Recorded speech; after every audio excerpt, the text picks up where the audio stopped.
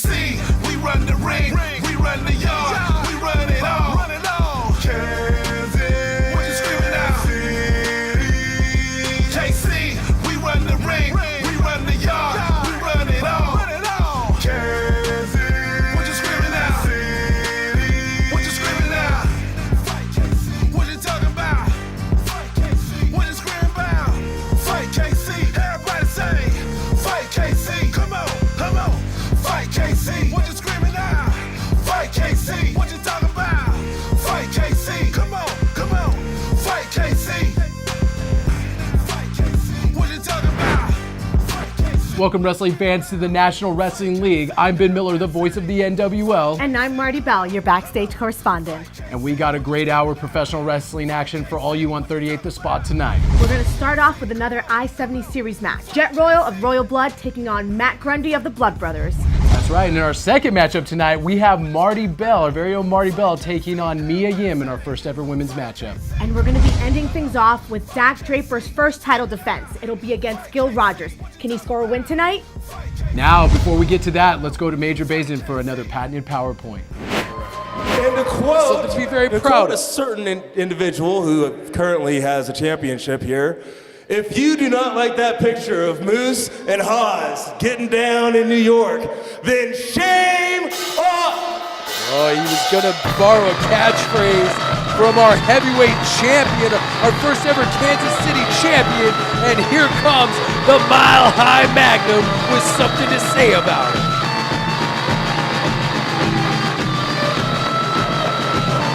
Draper said earlier that this show is all about him, all about the celebration of his title win last time we were here in the Scottish Rite Temple.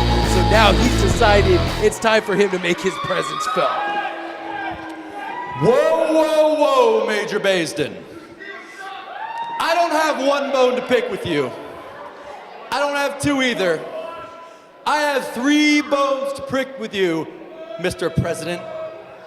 Okay. Number 1, tonight is called Dak Draper Presents NWLKC. That's exactly right. Not Major Basin Presents a sign my checks. PowerPoint. I'm sorry, did you wipe today? I really hope you wiped today. Put those tidy whities away. Major Basin Number 2. In the last 3 months, I've pulled off the greatest rags to riches story in the history of stories in my path to the NWL Kansas City Championship. And you didn't even make a single mention of it. You were talking about a fight club, you're talking about fan promos, you're not even talking about the most important man in Kansas City history, the Mile High Magnum, That's right. Dak Draper. He absolutely and number is. 3.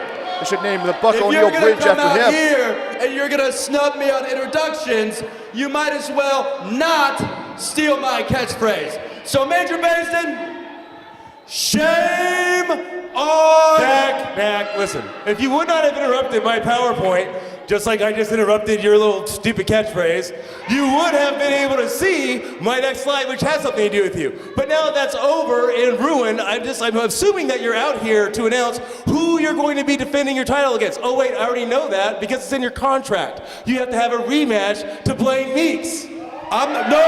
Whoa. Could we be seeing the that rematch tonight? here? Wow. That's a major announcement. My contract says I have to give him a rematch, but it doesn't say I have to give him a rematch tonight. That's right. Oh, So I hope you're That's real our fighting excited champion to for you, see folks. No Blade Meeks tonight. And a whole lot of the Mile High Major Basin having Magnum. his hands. He's got a pair of tidy whities, and he's waving them in the face of our champion, Dak Draper. So disrespectful. You know, imagine I all the figured you might money use a that fresh Dak pair. Draper makes for Major Basin, and he treats him like Technically, you're that. right. Technically, you're right. You do not have to face him tonight, but you are facing somebody tonight because it is Dak's show. So who are you facing then, Mr. Dak Show in Control? Go ahead. Yeah, I don't Red know. Cloud's a good idea. Who is he facing tonight if it's It'd not be Blade nice if we had Meeks? some sort of, maybe some sort of way of telling who's deserving of a title shot. That's smart. Well, That's a you smart know, thing to do. interestingly enough, I keep a running standings on a PowerPoint slide at all times. Rupert, next slide, please! Now, I know you guys can't see this, but basically there's the here's the standings of roster, the complete current roster of the Kansas NWL City. KC. Unfortunately, Dak is sitting up top at 8-0. What about Lakota Red Cloud? He'd be a great opponent for the Mile High Magnum. But I could suggest Lakota Red Cloud at 4-1. There we go. I could suggest Jeremy Wyatt at 5-1. Really, we all know it should be Blaine at 6-1. Well, Major, everybody always sees the guys that are 5-1, 6-1, 4-1 getting shots. What about your guys like Gil Rogers, Scott Slade, Lance Gallo? I mean, those guys are all worth anybody on the roster is a worthy guy competitor. like Gil Rogers to go to the top of the list. Not building. So how about I face Gil Rogers tonight with his 0-4 record? You know, Gil's a good guy. He's even been on my show, The Magnum Minute. Gil Rogers. This is ridiculous. This is ridiculous. This is wonderful. I did give you the authority to make your own match, which I don't know why I did that. I must have had a temporary lapse in sanity. So yeah, you can have Gil, but I tell you what, it's gonna be for your belt. There we go. A title match with Gil Rogers? Unbelievable. I hope he kicks your butt. Rupert, I'm done. Let's go. This is unprofessional. Well, there you have it, folks. The main event has been announced. Gil Rogers, 0-4 Gil Rogers is going to take on Dak Draper, our champion for the heavyweight championship here tonight. That is an unbelievable announcement. Major Basin never fails to delight these fans. Has has Dak Draper bitten off more than he can chew tonight in the ever underdog Gil Rogers? Folks, we'll be right back here on the National Wrestling League. The NWL is brought to you by Flying Monkey Beer, KC's local beer alternative since 1996, and by the Windy Wine Company. Fun wines, good times. Hey guys, welcome back to NWL Action. Up next, we have another I-70 Series match featuring Jet Royal of Royal Blood taking on Matt Grundy of the Blood Brothers. But before we get to that, let's take a look at what has led to this moment.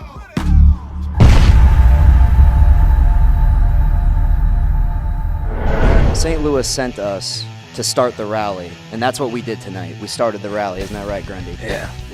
You can't run your mouth and say that you're the best and then go in that ring and not beat the best. We're the best tag team in the world. The universe. The galaxy.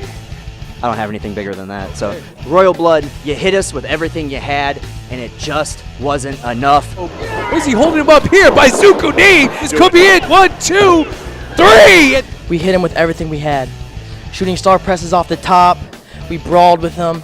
They're good. They're damn good. I don't know what to say. I don't know. Keep saying it until we get it through your head, okay? You can keep fighting us all you want, but the same result is going to happen every time. There's one thing that Kansas City Wrestling needs to know about us. Our bounce back game is strong. Our bounce back game is so strong. It's too strong. We don't lose 2 times in a row. We never have, and we never will. Royal Blood, I'm sure we'll meet you again, and I'm sure we'll pin you 1, 2, 3. Yeah. Mathew Grundy in a tag match or in a singles match. And you're telling me that every time these guys get in the ring with each other, that's not going to play a part? I guarantee you it will. This is a must-win situation for Jet Royal. Oh, hard knife-edge chop by Mathew Grundy. As I've said before in the past, Mathew Grundy is very skilled, not only in the air here in the squared circle, but always with his feet and hands. This guy can kick, he can punch, he can strike with some of the best of them. Look, just like that straight left hand right to the jaw of Jet Royal. One of the things that makes him so dangerous is that you never really know where he's coming from. He can pull out a great kick, he can pull out a great punch, or he can flip on top of you as well. Now, one thing I gotta say is you've seen a lot from Mathew Grundy and David Gibson. You've seen them a lot, not only in this match, but in other matches. They like to mug a lot for the camera. They're really into entertaining the fans and the people at home watching this matchup. But maybe that takes away from their offensive ability. They need to focus more on taking care of the Royal Blood, plus a mugging for the camera. effective is effective. They've beaten the Royal Blood 2 times. Sometimes that ultimate confidence comes out in different ways. These guys like to have fun. They like to maybe mock the Royal Blood a little bit. Maybe that just shows that they think that they've got their number and they can do whatever they want to either member of the Royal Blood whenever they want. And so far, seems to be true. Mathew Grundy just stepping on the chest of Jet Royal here and puts a boot right to the side of the head. Do the Royal Twins, do they do each other's hair? Do they have somebody do that, or do they do their own hair? Seems like it would take an awful long time to do that with their hair. You know, Christopher, I've been calling matches with you for a long time now, and you seem unusually obsessed with headgear and the hairstyles of our wrestlers. We should just focus on the action. Let's call this match like we should with that vicious reverse elbow. A nice leg lariat there by Jet Royal to Mathew Grundy. Oh, Insecurity connects right with the back of the head. We heard that shot connect. No, who does that here? To answer the question, I don't care. Well, why don't you care? Drop kick. You're supposed to know everything about what goes on in the NWL, Mr. Voice of the NWL. Wouldn't you want to know where they get their clothes, where they get their hair done? Oh. Where he gets his back adjusted after a move like that? Maybe that part, but everything else he said has nothing to do with the athletic or wrestling prowess of either one of these teams. We all know I have the best hair in NWL. It looks like Mathew Grundy, almost got connected with that acai moonsault. Jet Royal not able to do the full 360 rotation, and because there's not a lot of space between the ring apron and the stage here in the Scottish Rite Temple. Absolutely. They could have avoided some disastrous implications right there, actually. Turning, flipping blockbuster. There almost gets a 3 count. That was so close. Referee Nick Chin in perfect position to almost count that 3 count. How many times have you said that, Nick Chin in perfect position? Probably once in your entire lifetime. Nick Chin known to, I don't know, take a nap sometimes. Jockeying for position here. Grundy has him up. Could be looking for that. Oh, Falcon Arrow. I thought he was going for a brainbuster. This could be it too. No! Mathew Grundy, deceptively strong, very, very technically sound. And anytime that you can hit somebody with your full brunt of any move just like that, you can see just how much it took out of Jet Royal. This guy really is he's compact. He's very, very strong. Looks at what is Mathew Grundy going for here. He could be looking for a 450 splash of his own, and I think that's actually what he's signaling for here. If he hits it, this this could be it. Jet Royal wisely rolling to the apron here. Mathew Grundy not paying attention, going for a pose, and gets kicked in the back of the head. What is Jet Royal going for here? Springboards up to the top rope, Spanish fly. Oh my goodness, did you see the way? Mathew Grundy landed really hard on his side. Oh my goodness. He is writhing in pain on the canvas here. Mathew Grundy, did you see the way he landed on his side after that top rope Spanish fly? Referee Nick Chin checking on him. Absolutely beautiful maneuver right there. Mathew Grundy, he is definitely hurt now. That took a lot out of Jet Royal as well. He's struggling to make the cover right there. Going over. Looks like Jet Royal's making the cover here. 2, 3. He got it. That's it.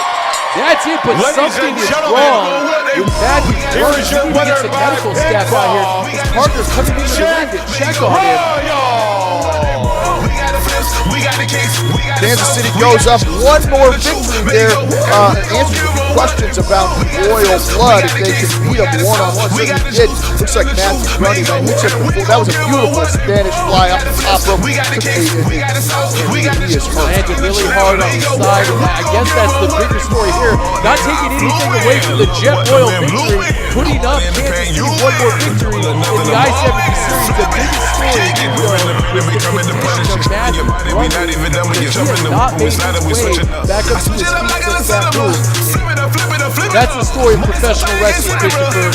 Is you get in there and you put your body on the line each and every time you step in. You live by the sword, you die by the sword. These two guys swing for the fences. Sometimes you hit a home run, sometimes you strike out. Jet Royal, big victory. We see the security staff and the NWL officials out there tending right now to Mathew Grundy. All right, folks, if you want to know the condition of Mathew Grundy, I guess tune in, follow us on Facebook, NWL KC. KC on Facebook, NWL_KC on Twitter, and we'll provide you with an update on the condition of Mathew Grundy as soon as possible. But I wish him a speedy recovery. Folks, we'll be right back here on the NWL KC. The NWL is brought to you by Wyandotte Barbecue, proudly serving Kansas City since 1977. And by Up Down, Kansas City's premier arcade bar. Welcome back, wrestling fans, to the National Wrestling League. Let's get down to ringside for our first ever ladies matchup between Marty Bell and Mia Yim.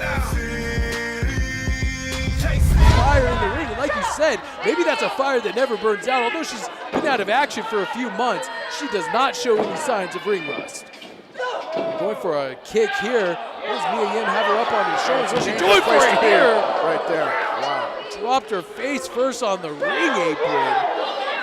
We've said it before, these two know each other very, very well. Mia Yim obviously had that in particularly well scouted, and she's all over Marty right now. What is she doing with Marty Bell right now? Drives her into that ring post back first with authority. Mia Yim showing an unusual vicious streak here to her former friend, but like they said, like I've heard before, oh, look at that, sign of disrespect there for Mia Yim, but like I've heard before, good friends, stiffer enemies, so maybe this is an agreed to disagree type of situation here. Where did you hear that before? Can you tell me where you've heard that? I think you just made that up. The past somewhere, I don't know where I heard it. Sure. Well, you hear everything in the past. Once you hear it, it's in the past. Man, what school did you go to? Were you homeschooled? Your parents not very bright?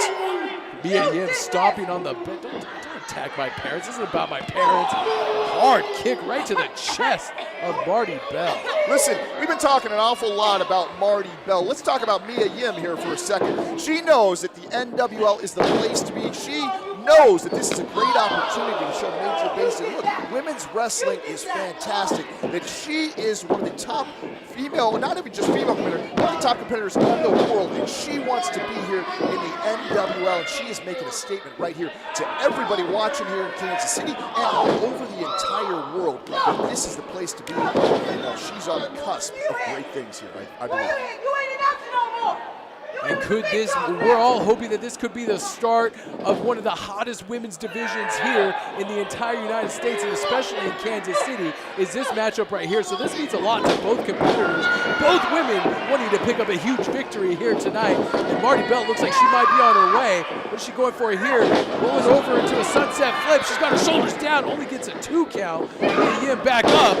Shotgun drop kick sends Marty Bell back into the corner. Mia Yim's so strong. You're not going to pin Mia with a sunset flip. You got to do a little more damage to somebody with the caliber of Mia Yim. Crowd solidly behind our backstage correspondent, now turned pro wrestler. Marty Bell rolls her up. This could be it too. Only gets a 2 count. And Mia Yim with a vicious side kick right to the face of Marty Bell. Just goes to show you how powerful Mia Yim is. Marty had that pretty well scouted. She knows that Mia's going to be throwing those kicks, trying to get her hand up, but still Mia able to kick her square right in the head. Look at her messing with the much-loved curly mop there of Marty Bell. Do you know who does Marty Bell's hair? Do you know that? It's Sideshow Bob. The Simpsons does Marty's hair sometimes. I knew eventually you were going to get to the hair thing. Can't let it go ever, Christopher. You're unreal sometimes. Talk about my education. You seem to be obsessed with headwear and hair. I'm as real as it gets there, Mr. Miller. Hanging Marty Bell upside down in the tree of woe. This could get very real for Marty Bell in a second if Mia Yim is able to connect with this top rope stomp right to the face and head that she's been known to. She's picked up a lot of victories with this move. If she hits this could be over. Marty Bell throwing her off.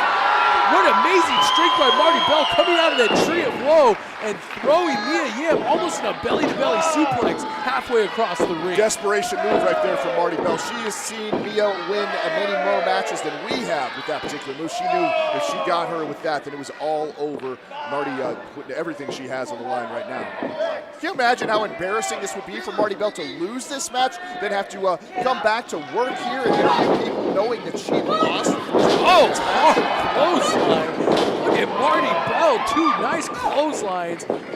Blocks a Mia Yim clothesline with a spinning forearm there. This could be it here. Going for a cover. 1, 2. Mia Yim able to get the left shoulder up just in the nick of time right after that roaring elbow. What is Mia Yim going for here? Deadlift German suplex. Drives her right into the canvas. Gets a 2 count. Nice bridge by Mia Yim showing her own display of strength there with that deadlift German suplex. Going for some soul food there. Drives her into the canvas. Head first does Marty Bell. Marty Bell trying to pick up a victory. Hooks the leg. 2. And another near fall for Marty Bell. These two women definitely putting it all on the line. Both of them know how important this matchup is for women's wrestling here in the Midwest. There it is. Soul food connects with the face of Marty Bell. That's going to be it for Marty. This should be it. 1, 2. No, Marty Bell. Did she pull up? I think Mia Yim maybe wanting to add insult to injury here. Maybe could have put Marty away with that soul food, but instead pulls her up. Is she going for a here? Package pile driver maybe? No. Marty Bell fights her way out of it and backdrops Mia Yim. I don't know if Mia Yim could have picked up the victory or not. Marty with a boot of her own. What is she going for here? Got her. Could be going for a sunset flip bomb. That could be it. 2, 3, and that's it. Marty Bell picks up her first victory. It's the first victory for women here in the NWL KC. That's right. We got our own very own Susan B. Anthony right there. We have a victory for women. Was that a Dominican destroyer that she hit her with? I think it was. That's what I'm calling it. Right? Marty Bell. Huge victory here. Up to meeting Who's that? Daniela. What is she doing here? I didn't know Daniela she is was not here. even letting Marty Bell celebrate her victory. I haven't seen her here all day. I didn't even know she was in town. Daniela conspicuous by her absence the last couple times we've seen the Howlets. Daniela has not been involved, and now she is making her presence felt as she kicks and stomps away at Marty Bell, who just picked up her first victory. What is Daniela doing taking out over here? the ring here. Well, she's asking for the microphone. Look at Major Bayston. I'm Magnum, and these are the Howlets! She's introducing the Howlets. No, don't tell me the Howlets are going to come out here These and put guys the aren't on boots to Marty Bell. These guys weren't on the show tonight. They're not supposed to be here. Daniela's not supposed to be here. Well, let's face it, Christopher, they have not been invited to the show for a long time, and they just stick their nose in wherever it doesn't belong. And here comes Marco and Lionel, the dastardly Howlets. They better leave Marty Bell alone. We're making our way to the back of the lobby. These guys have a statement to make. We'll come He's got something to say, carrying those pipes. He's still wearing those handcuffs around his neck. It's a trophy for when they jumped Plain Peaks in the Dakota Red. Cut the music. Let me ask you people a question. Have you ever, in your worthless, pathetic lives, had the opportunity to sign a major deal with a major company like the National Wrasslin League? Yes. But they haven't. Of course, no, you know what? That's a stupid question. Of course you haven't, because this is Kansas City. This place is filled with a bunch of losers. Losers. Our audience doesn't know how to spell their own name. But you know who did sign a deal with the National Wrasslin League? That would be the Howlets. And because you don't understand how these contracts work, let me explain it to you. We were guaranteed a certain amount of dates and a certain amount of time. And when we signed the contract, we thought we would have actual matches on these dates. We thought we would have competition on these dates. But you see, Major, your president, Major, he has a problem with the way that we do things, and because he doesn't like the way we don't fit into his stupid little system, he wants to punish us by not giving us matches. He wants, you know what, Major? If you want to punish the Howlets, you come out here right now. Come out here and punish the Howlets. Wow, it's a calling out President Major. Calm down. Because we all know that Major won't come out here. He's gonna stay back there. And we all know that none of these people want us here, right? And we all know that Major's gonna send those worthless pieces of crap out here in those orange, ugly staff shirts. And we all know that, hey, shut up! Speaking of which, here comes the guys in the orange. That's Bradley, and there's Shane. Johnny Joe, and that's Big Joe. Looks like they have backup here tonight against the Howlets. And I think Major Mason probably did send them out here to remove those dastardly Howlets. Let's get this show moving. Let's get these guys out of the ring and let some real competitors. Oh, look at them. They're fired away on the Howlets. Unbelievable. The staff has had enough of the Howlets. Unbelievable gumption and intestinal fortitude shown here by the staff. Thrown out. Daniela with a shot of her own on Shane. Shane just gets paintbrushed by Daniela. Thrown out. And poor Marty Bell didn't get to celebrate her victory before Daniela came out. And here comes some backup. This looks like this is Kurt and Chris, I believe are their names. Kurt and Chris are out here, and the Howlets are putting the boots to him.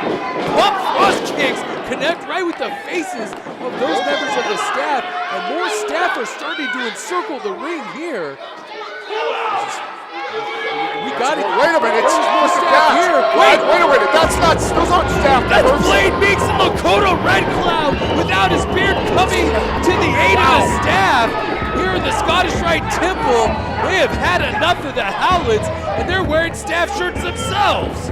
Unbelievable. Oh, there we go. Now, German suplex, belly to back suplex on Marco Landell Howlett, and Lakota Red Cloud and Blade Meeks have evened the score on behalf of all of the NWL. Last time we saw Lakota Red Cloud, he was laying in that ring through a table. His ceremonial beard was shaved. He is back for a ring. This isn't even a match. This isn't even a match here. This is just Blade Meeks and Lakota Red Cloud seeking redemption. Some sort of redemption after them being assaulted almost a month ago by the Howlets. I am glad to see Lakota Red Cloud back because we haven't heard from him since the shaving of his beard and him being put through those tables. That's one of those things, that was a kind of beatdown that could end somebody's career. It's good to see him back, but man, the Howlets, these guys aren't backing down, are they? Surrounded by the security staff there. The security staff is surrounding the ring and cheering on Lakota and Blade, and it looks like the Howlets are going to head for higher ground. Not so fast. The staff is thrown him back into the wolves, if you will, of Blade Meeks and Lakota Red Cloud, and the Howlets still trying to fight back, but they're no match for Lakota and Blade Meeks right now, who are putting a beating on the Howlets. Look at the staff. The staff's still standing on the outside of the ring, probably enjoying the fact that the Howlets are getting beat down right now. And Lakota Red Cloud, vicious knee strike by Blade Meeks. This isn't a sanctioned matchup. This is just Lakota and Blade Meeks seeking retribution on behalf of the staff, and quite honestly, on behalf of all of us, because we're sick of seeing the Howlets. Here we go. What are they going for here? Howlets able to putting a little bit of offense against Lakota Red Cloud and Blade Meeks. Now they're starting to fire back, knowing that they're trapped in the middle of the ring like the rats that they are, and they're going to have to fight back. They're going to have to fight their way out of here if they want to leave this ring. Listen, you can say all you want about the Howlets, but you have to say that these guys are very, very tough. They're no strangers to fights. They're not backing down. They're not trying to get out. They're trying to put it into Blade Meeks. Clothesline turns him inside out. You can see, looks like Red Cloud shaved the rest of that beard off. And you guys got to get out of there. The Howlets got to get out of there. This is going to turn ugly. This is going to become ugly really quickly here. If it hasn't already, Marco Howlett is the only one left in the ring. Leonel has actually scattered to the outside. And now it looks like Marco is going to get a little bit more of a beatdown, and his cousin saves him. Leonel Howlett pulling Marco to safety. Surrounded by security staff there. It looks like staff. You got chairs. The staff now has one of the staff members has a chair, and they're threatening the Howlets. The Hounds are surrounded again, and once again get thrown back into the ring. Oh, nobody wants to see the Hounds walk out of here in one piece. Comic mischief by Blaine Meeks. Set him up for the bow and arrow. Looks like he's going for the bow and arrow. Drives Marco into the middle of the ring, and the Howlets have been beat by Blaine Meeks and Lakota Red Cloud. Oh, Blaine's got a pipe. This is not Blaine Meeks. No, but come on, Blaine. You guys have put the beat on him already. No need to use the pipe here. Driving Blaine Meeks so crazy. Did he use a pipe up? No, he puts it down. He can't stoop to that level. Thank God Blaine Meeks put the pipe down. He says he's had enough. They've got their retribution. And now Red Cloud's not finished. He wants more. He wants a big piece of the Howlets. He's going to hit him. He's got it. And right across the head with that lead pipe. Look at Blaine Meeks. He can't believe it. Not that way. Not that way. We're better than that. Blaine Meeks telling Lakota we're better than this. Not that way. Talking the lead pipe out of the hand of Red Cloud. Red Cloud wanted more of the Howlets with that lead pipe. And again, this is Marco is out of it. Now they have Lionel up. What are they going for here? Has him up in a powerbomb. Extreme comic mischief there. Powerbomb into the comic mischief from the second rope. Lionel Howard is out. So we may have seen the very last of the Howlets after a beatdown like that. Listen, I'm not one to condone gang warfare, but the Howlets sort of brought this on themselves. But how are they going to respond? That the entire staff raising the hands of Blaine Meeks, Lakota Red Cloud. And that's a great question, Christopher. Have the Howlets finally got what they deserve? And have we seen the last, maybe thankfully, of those dastardly Howlets? Folks, we'll be right back here on the National Wrestling League, Kansas City. I'm standing backstage with Thor Terrio. Thor, you just defeated Jeremy Wyatt in one of the biggest victories you've had here in the National Wrestling League. But I got to ask you, you still got both Jeremy Wyatt and Michael Strider, the Foundation, as thorns in your side. How are you going to remove those thorns? That's a great question, because tonight was a big night for me, right? Got a victory, and I got to have it in my grasp for a total of 5 seconds, because as of 15 minutes ago, I woke up, and I didn't know what happened. I woke up in the back and was told that I got thrown through a steel chair, that Michael Strider, Jeremy Wyatt put a beat down on me. And what do I get for it? I get the victory, but what do I get for it? I just get beat up time and time again. So how am I going to remove these thorns, you ask? I don't know. But the Foundation, Wyatt, Strider, I'm going to bring hell with me. I'm bringing the thunder. I'm bringing the lightning. I'm bringing whatever I need to make sure the Foundation crumbles. And I'm going to be responsible for it. Welcome back, wrestling fans, to the NWL KC. Marty, we are getting ready to get into our big main event here tonight. Ben, this is going to be an exciting one. Gil Rogers takes on Kansas City champion Dak Draper in Dak Draper's first title defense. Let's get to ringside for all the action. Love it, and the Scottish Rite Temple gets another 2 count. One of the things about Gil Rogers is he's not real fancy, but everything that he does is very, very effective. He doesn't waste a lot of energy. You don't see him moving around the ring an awful lot. He lets you bring the fight to him, and it's usually a very, very smart strategy. Although I have to say, seeing all the success that Lockdown Ray Briggs has had after signing with Roscoe Leach, you got to think maybe Gil Rogers is regretting the decision not to sign with Roscoe Leach. That's right, Ray Briggs has picked up 2 victories in a row after signing with the Leach Talent Agency. Gil Rogers turned down the offer and said if he can't do it the Gil Rogers way, he doesn't want to do it. And what is Dak Draper doing? Looks like he's taking off that turnbuckle covering. Look at that. Oh, no. What a helpful and respectful champion. This guy helping out the ring crew already. He knows this match is just about over, so he's already helping to tear down the ring.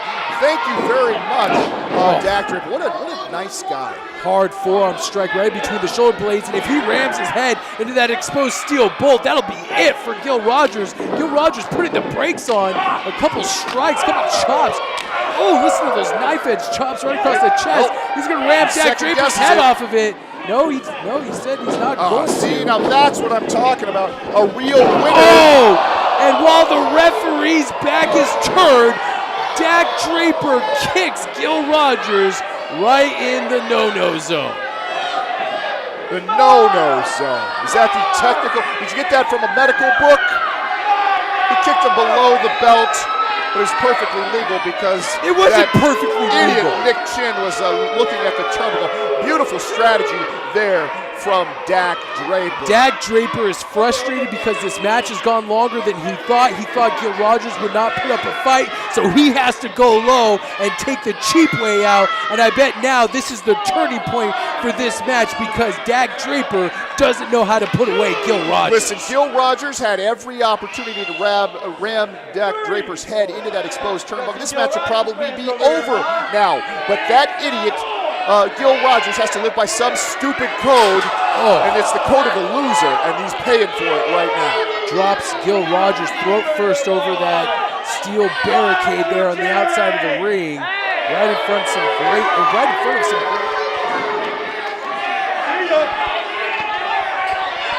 the Scottish Rite tempo, the fans are really giving it to Dak Draper.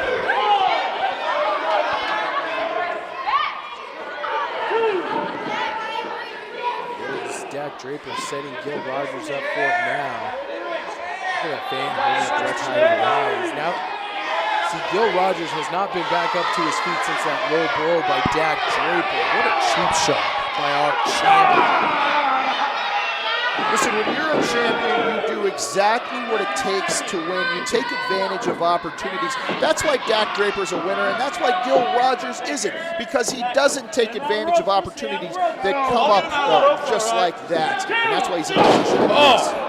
Drives the neck right onto that bottom rope with that slingshot maneuver. That can damage your throat, your larynx. Also, that could result in a bunch of problems here for Gil Rogers going for a cover. Now, larynx, that's some kind of a jungle cat. You don't even know what you're talking about. Reverse chinlock applied by Dak Draper, again trying to zap more of that energy out of Gil Rogers. And again, we go back to the fact that the low blow is what turned the tide for Dak Draper. Oh, driving the knee right inside of the head. Dak Draper has pinpoint accuracy with those moves. This is where the champion is so dangerous. He's methodical. The guy's in great shape. He's not in a hurry to beat Gil Rogers. I don't think he's getting as frustrated as you say that he is. This guy is firmly on top of everything. Gil Rogers still firing back with a hard forearm strike, and Gil Rogers will not give up the fight. He can sense victory was in his grasp, and he's looking to regain some of that momentum and pick up a victory and his first championship. Listen, if you're going to be in a match with Gil Rogers, you're in for a long fight. There's no denying that. This guy's in fantastic shape. He's a great wrestler, knows great maneuvers. This guy, there's just something missing mentally. Dak Draper floated through that high cross body attempt and now has Gil Rogers up in almost looks like he's trying to get him up in a power slam position. Gil Rogers fights his way out of it, pulls him up again. 1-2. See, if Gil would have grabbed a handful of tights there, we might have a new champion. But he didn't do it, did he? Gil Rogers refuses to cut corners. The Gil Rogers way is one of honor, integrity, and getting victories if he is going to pick up one straight down the middle, something you don't know anything about. No, that's right, because I'm a winner, just like I said, and I take advantage of opportunities. If I have to kick an old lady in the shins, I'll do it. And that's why I drive a nicer car than you do, Mr. Prius. Prius. Forearm strike right to the chest. Gil Rogers here floats over into a cover. It's a 2 count. Dak Draper really starting to work over the chest and the back, and any body part he can get a hold of. He wants to start maiming Gil Rogers to set him up for that mile-high doctor ball. Now choking him over the second rope. Come on, Dak. He doesn't have to do that. Dak Draper putting on a clinic right here.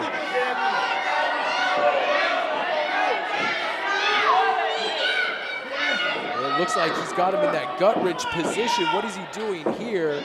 Could he be setting him up for that mile-high doctor bomb? You want Gil to do something? Gil trying to figure out a way out of this gut wrench.